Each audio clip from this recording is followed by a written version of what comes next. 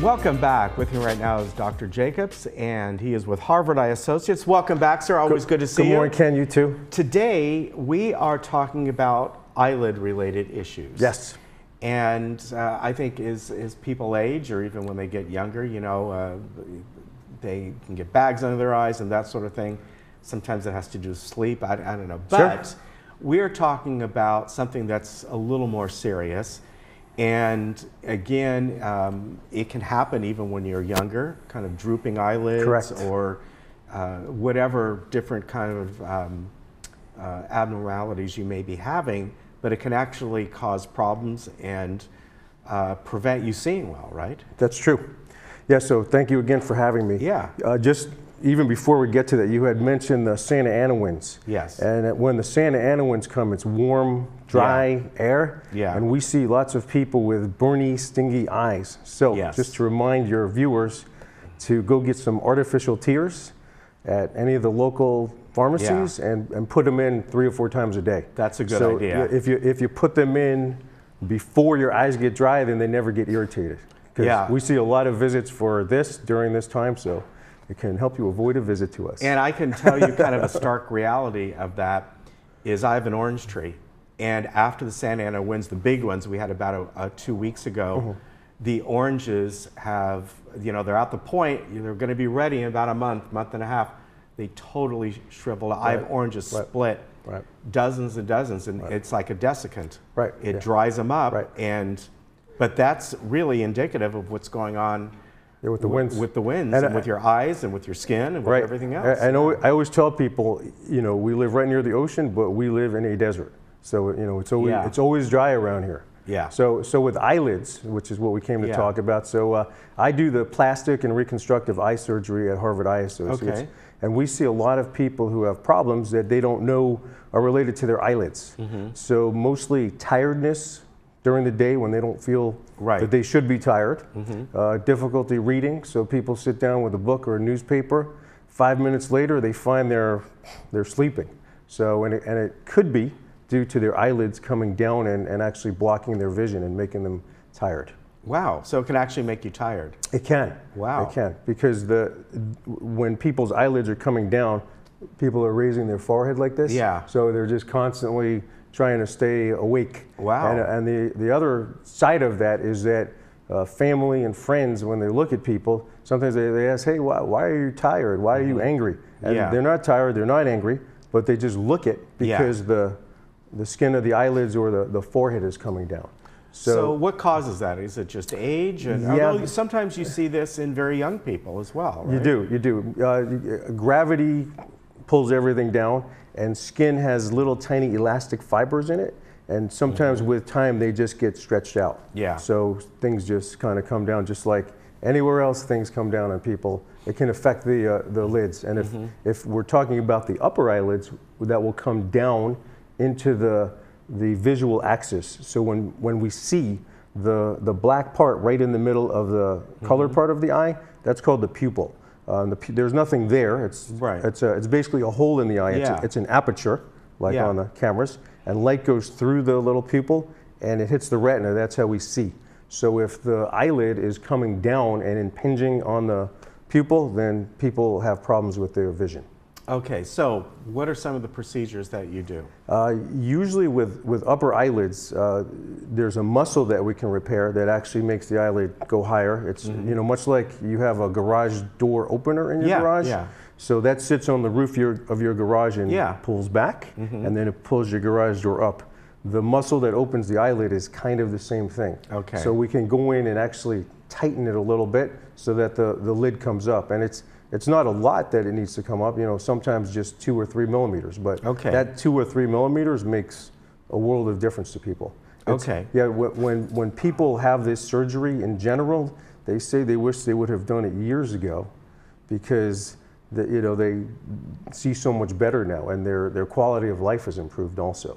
So this procedure that you do, how do you go in and do it? Do you have to pull back the eyelids? Do you go kind of slit like around the eyebrow? How do you do that? So typically we go into the upper eyelid space, which is in between. This is the eyebrow, and then you have lashes. So everything in between the eyebrow and the eyelashes is considered the upper lid. Okay. We usually go into the crease where people's eye, when you open an eyelid, it folds in half and there's a little crease in there. So we go into that crease and remove some of that skin, which is removing skin, and we can also remove the muscle. We actually do that from the underside of the lid. Okay, and how, as far as the patient, are they asleep during this? How do you, because I know sometimes with eye surgery, actual eye surgery, they're awake, which is, can be disconcerting to people. So what we do is called twilight anesthesia. Okay. So we put a little tiny IV in people's arms and then give them a little, I tell them a little glass of wine in their arm just so they're happy. So basically it's not general anesthesia. There's no tube in people's throat, and you don't have the risks involved with that.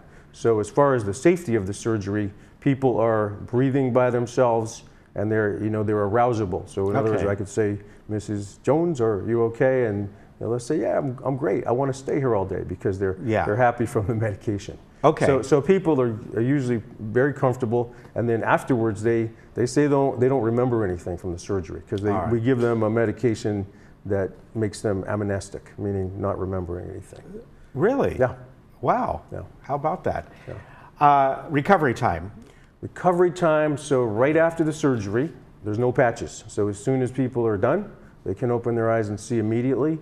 We see them back 1 week later, we see them back 1 week later typically to take out stitches. And I tell people you'll be swollen and bruised for 2 weeks afterwards. And that covers everybody.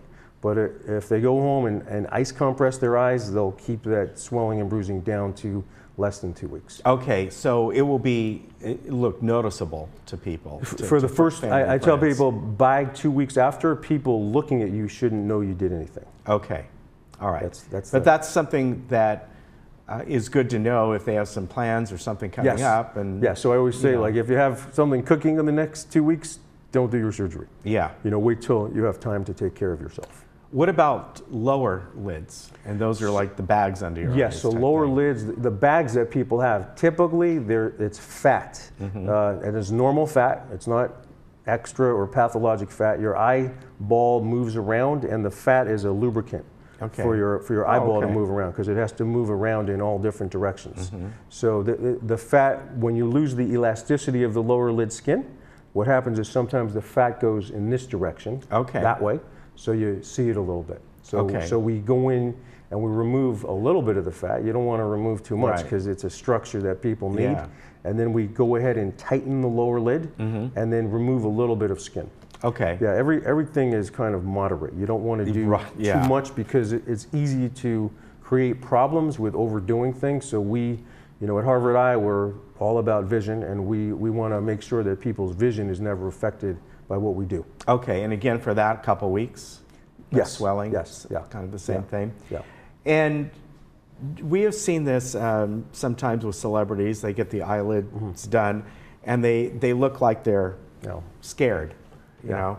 Yes. I think a lot more is going on for them. But, So sometimes when you have overdone surgery where it's over aggressive, or people have had more than one procedure, you can get that. But that's one of the first questions always people ask me, and I always say we're not about that. We want you to look like you, but just to be able to see better. Okay. And form and function follow aesthetics. So if everything looks good, it works good. Yeah. So when you do overdone surgery, it's we don't do that.